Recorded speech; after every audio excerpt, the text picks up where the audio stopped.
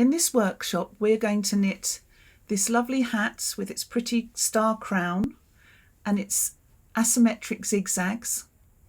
I've used Willow and Lark Poetry in shade Rose and this gorgeous shade called Garnet. I've started by casting on the 100 stitches onto a circular needle because this hat is knitted in the round. So I just wanted to show you how I join so there's not too much of a gap where the stitches are together. The first thing is to check, get my yarn out of the way. I lay my needle down so that I can see my cast on edge all the way round. I haven't got a twist. Can you see that? There's no twist in that.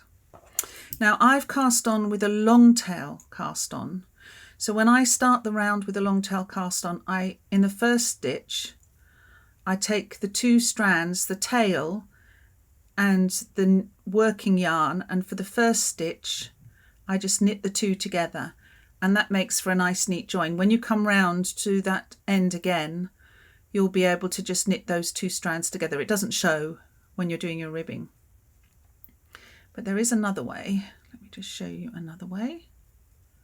If you haven't done a long tail cast on, what you can do is take the first stitch from one needle, the last stitch that you cast on, pull it over. Doesn't want to play ball.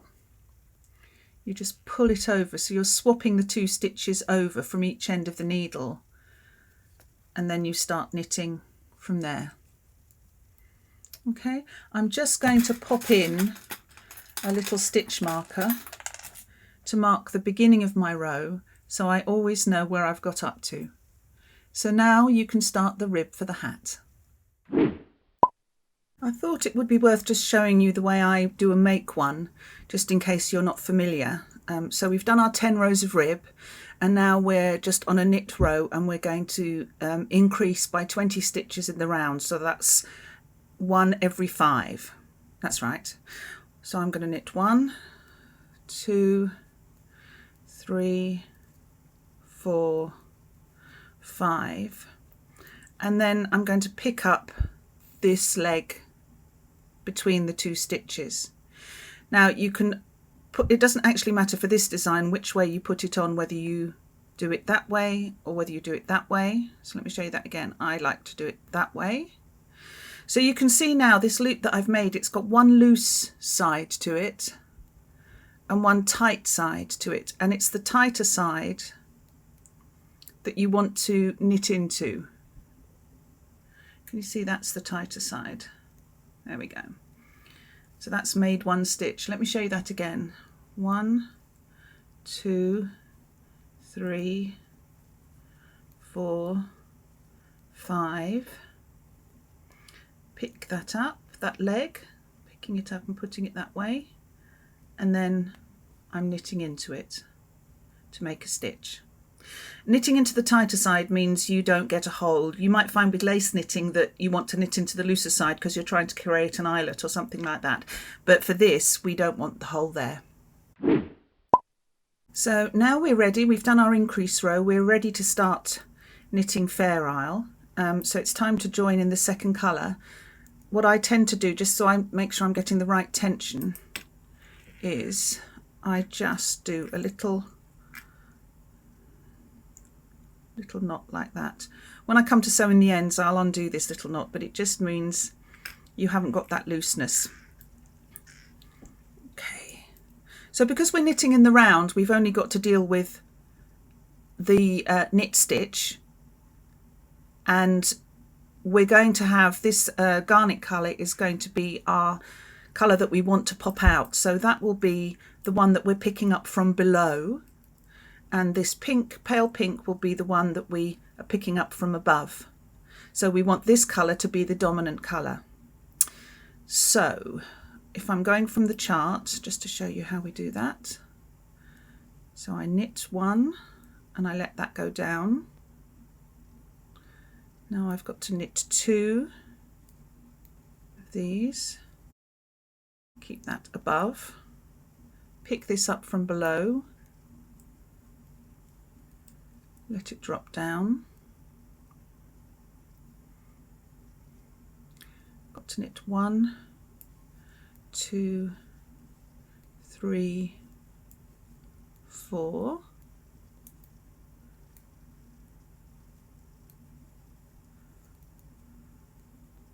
So be careful when you've got an area like that you're not pulling too tight on the floats to keep your fair isle nice and even.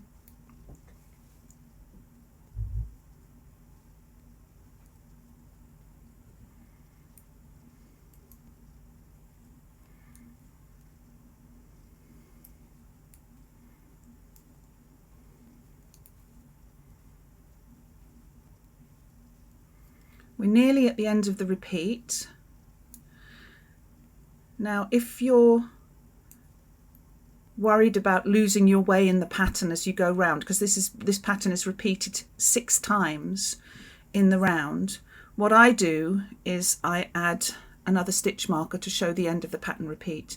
So that means that if you go wrong, you only go wrong between the 2 stitch markers, so that's only 20 stitches if you need to unravel them, rather than a whole row if you make a big mistake early on. I'm now going to show you the two-handed fair isle.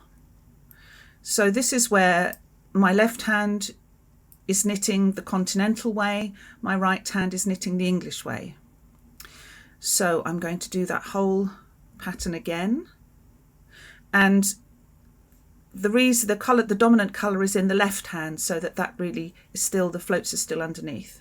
So let's go. We're doing 1,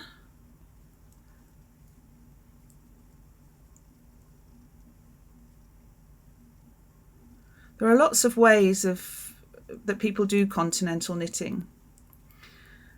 One of the most popular ways is to have it up on your finger. So for crocheters, that will be very familiar.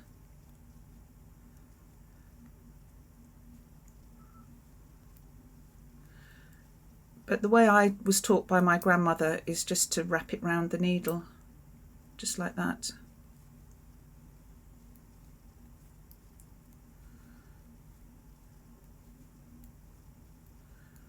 By the time you come to the second row, you'll be able to orientate yourself from the stitches in the previous row, but it's this first setup row that it's worth taking the time and putting your stitch markers in so you know where you are. Right, that's 2 repeats. Pop another stitch marker in. We finished the first row, and now we're going to start on the second, so you'll see how the colours start to stack up.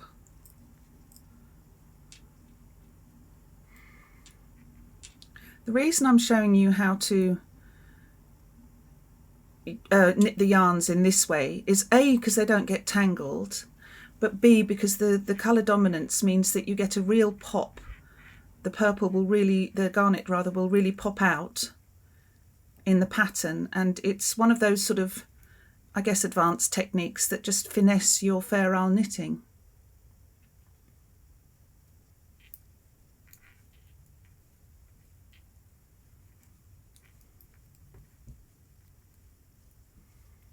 You can see now the zigzag stripes are starting to appear. So now we've finished the main body of the hat, which looks absolutely fantastic, but I wanted to show you the magic that's going on the inside of the hat where you've been floating. So if I just turn it round, oops, that yarn's in the way, you can see that because you've been floating so beautifully, you're getting this almost like a mirror image of the design from that side on the inside. Now, most people won't see the inside of a hat, but it's just one of those things that tickles me, that I know how gorgeous it looks that way. We're now ready to begin decreasing for the crown. So the decreases are done in a certain way so you get a nice shape at the top of the hat. So first of all, the first instruction is to knit 2 together. Now this is where your stitch markers come in really handy, because you know exactly where your shaping is going to be.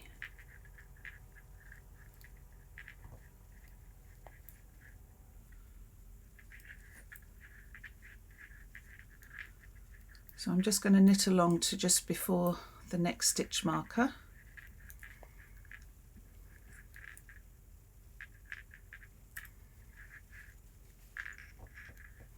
You will find eventually, after you've done a number of the decreases, that it's just too tight to be on the circular needle anymore, so then you'll need to change to DPNs.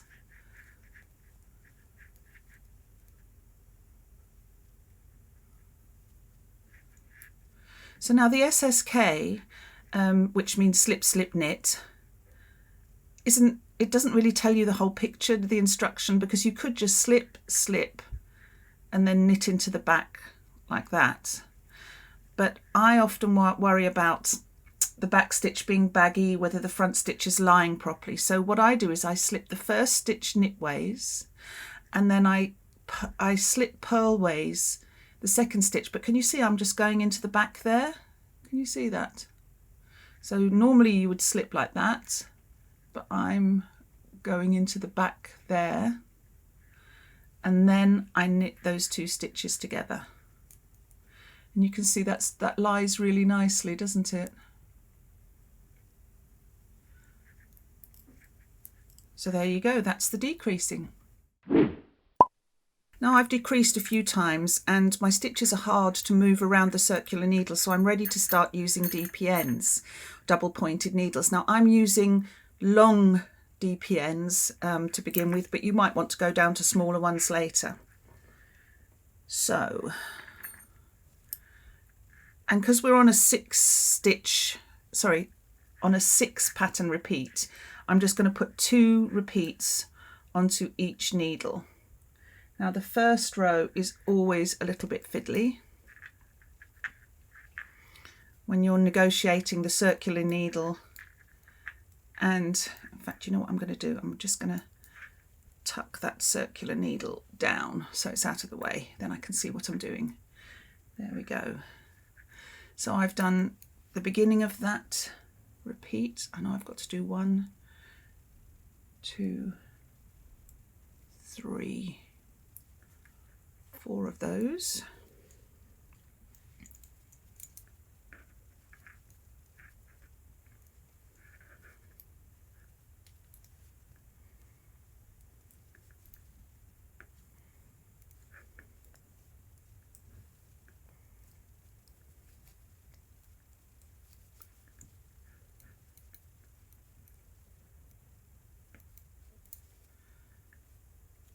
And now I've got to decrease again. So this is the SSK again that I showed you earlier, going into the back of that stitch. Now I can get rid of the stitch marker, I don't need that in there anymore.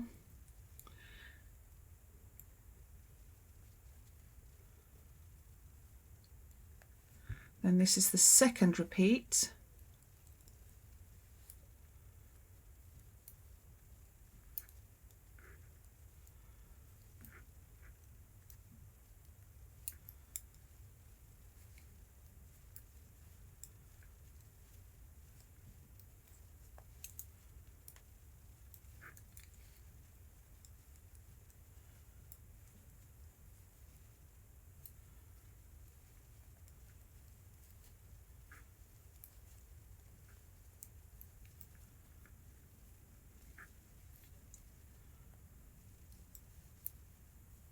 So just coming to the end of the second repeat,